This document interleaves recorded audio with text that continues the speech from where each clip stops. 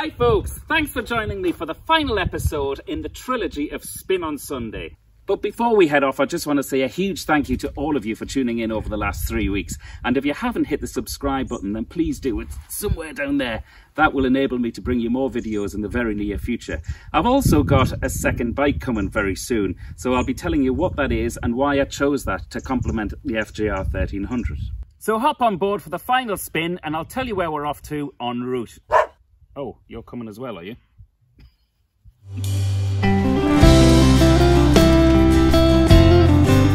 And we're off! Don't worry, I left my dog at home. He's getting the Sunday dinner ready for me getting back. Or eating it more like. However, I must look into getting a doggy sidecar though. That's a great idea.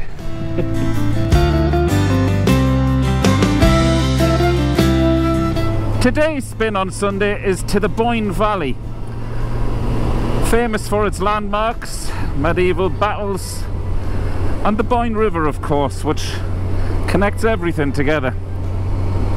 There's going to be a few stops along the way, a few points of interest and a few opportunities to get the drone in the air. I also have the flask of coffee with me. Since this is the finale, if you like, I'm going to show you around the bike in terms of where I've been hiding the camera equipment, for those of you who are interested.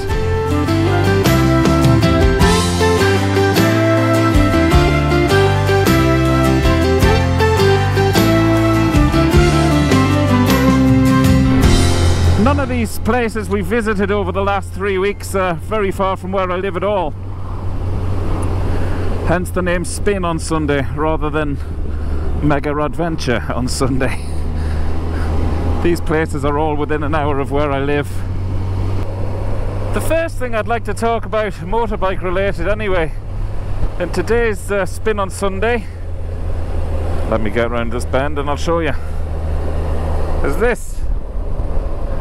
This is actually a bit of a saviour, not so much on these short spins, but on longer journeys. It's called a wrist rest, or a throttle rest, or I've even heard it described as a cruise control, which it's absolutely not. But for those of you who just need to flex the hand now and again, it just takes away from a lot of that. And you can just literally relax your hand and your wrist on there. It takes a little bit of getting used to, but like I'm not even squeezing the throttle there, I'm just using the weight. But I'm doing that without thinking about it now, because I've had that since I got the bike. That was one of the first accessories I bought, and it really does alleviate any sort of pressure on the wrist. So I bought that on Amazon, I think, and I think it was around €10 or something like that. I'll post the info in the blurb below. Just a brief history of my motorcycle career so far. I was never allowed to have a motorbike when I was growing up at home with mum and dad. So as soon as I left home, I got a motorbike, as you do. My first bike was a Suzuki RGV 250. And I'm told, had I kept that, they're going for as much as 20 grand now. Hindsight is a great thing, but it was a super bike. I then moved fairly quick onto a Fireblade after that, wanting to compete with the big boys. And I was driving the Fireblade home from the motorcycle shop on a Saturday morning after just picking it up, delighted with life. Didn't get as far as home because I was going to the post office to get the tax disc to put on it. And I remember a car full of boy racers in an XR3i trying to race me, and I wouldn't, because I'd only just got the bike. I was only getting to grips with it. So they pulled in front of me, jammed the brakes on, and I went straight up into the back of their car. Bike up in the air, landed on my legs, and I couldn't walk for 3 months. Now the upshot to that story is this, that every year in Newcastle upon Tyne There's a fun run, world famous fun run now, called the Great North Run. It's a half marathon, and I'd never done it before, but I was due to do it that year, and I wasn't really cut out for running. So the silver lining of the story is, because I busted my legs in that motorbike accident, I couldn't do the run. However, I did it in subsequent years to come, and I think doing the run was equally as painful as crashing the motorbike. So there you have it. That's a little bit of my Geordie roots.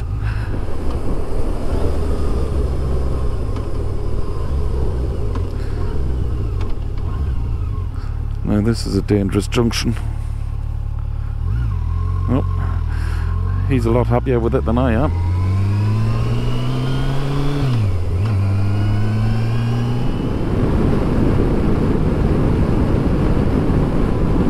I get excited when I see these signs.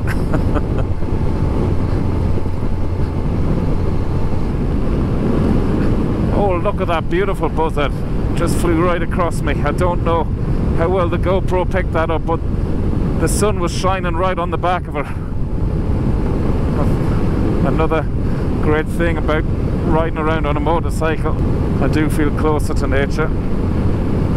So this is the Boyne River, which runs right through the Slane estate.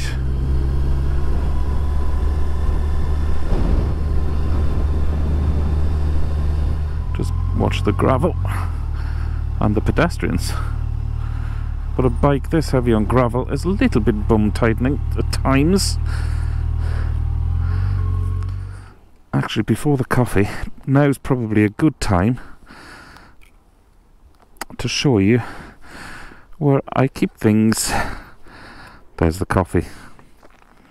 But I've received a couple of private messages from you guys wondering what cameras I use, how I store it on the motorbike. So here we go. Here's the first bag I'll show you. This is where I keep the drone equipment. And I use a Mavic 2 Pro only because of the nature of what I'm doing with this. It's very light, compact, it's a brilliant drone, great picture quality, and does everything I needed to do on these little trips. Anyway, I use it for other stuff as well, but I also fly the bigger drones like an Inspire too. And then in here, this is where I keep the stuff like the GoPro backup stuff really, and also the 360 camera and accessories in there, mounts, batteries, you know, that sort of stuff, handles. So again, I'll put everything in the blurb below. I make sure everything's sort of fairly tight fitting in here because I don't like stuff rattling around. But enough talk of camera gear, let's use it.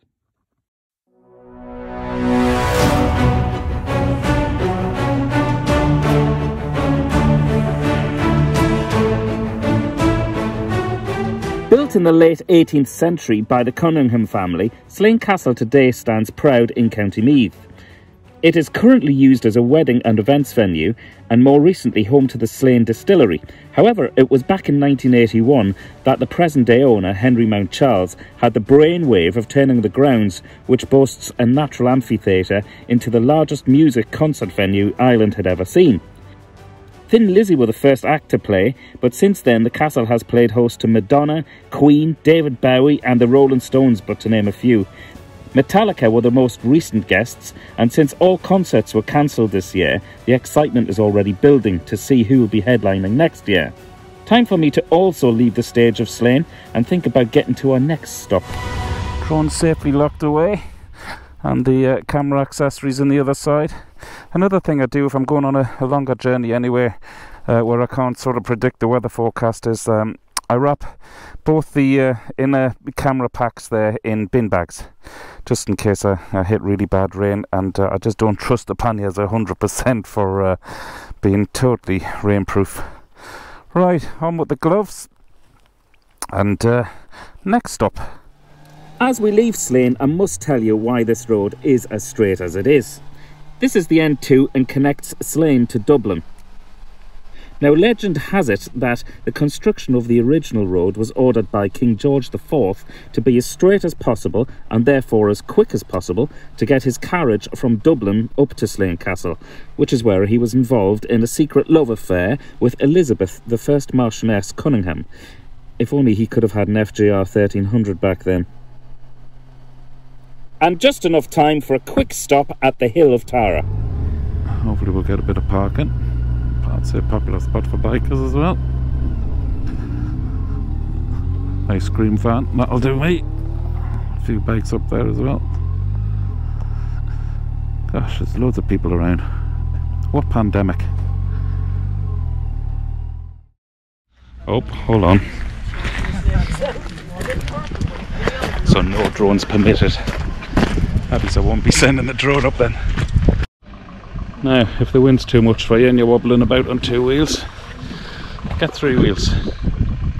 I think I'm right in saying you don't need to wear a helmet on one of these. Jeebus, I wouldn't risk it.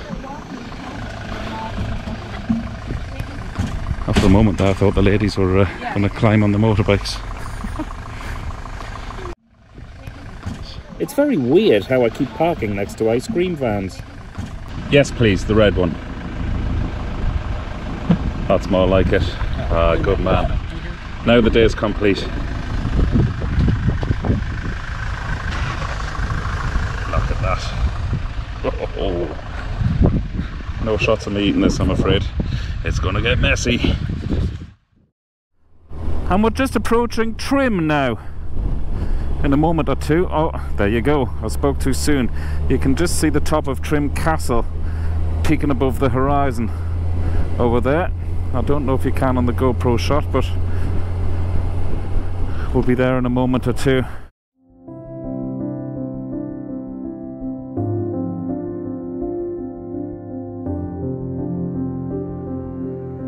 Built in 1172, Trim Castle is still the largest, best preserved and most impressive Anglo-Norman castle in Ireland. However, it did take over 30 years to build, so you'd want it to still be standing in fairness.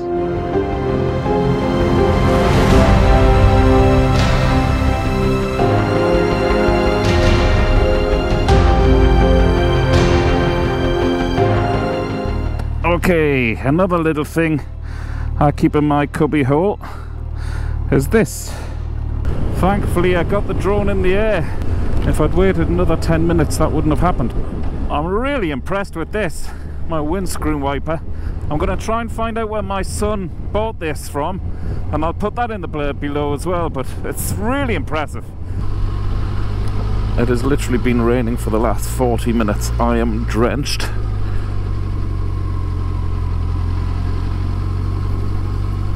It's a bit tight.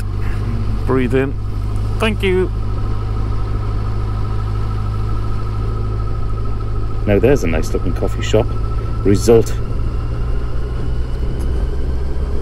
This is Loch Crew and the rain is eventually lifting.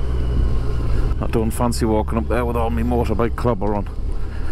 So I might send the drone up there instead, and I'll tell you a little bit about it when the drone is in the air.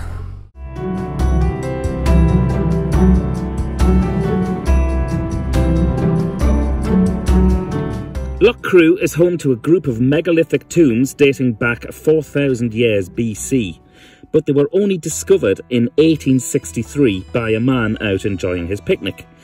There are 32 recorded cairns spread over the rolling hills here, and there's a stately home with sensational gardens up the road open to the public.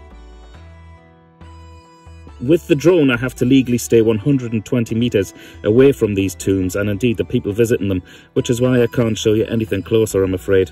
But probably time to bring her in anyway and stay ahead of this change in weather.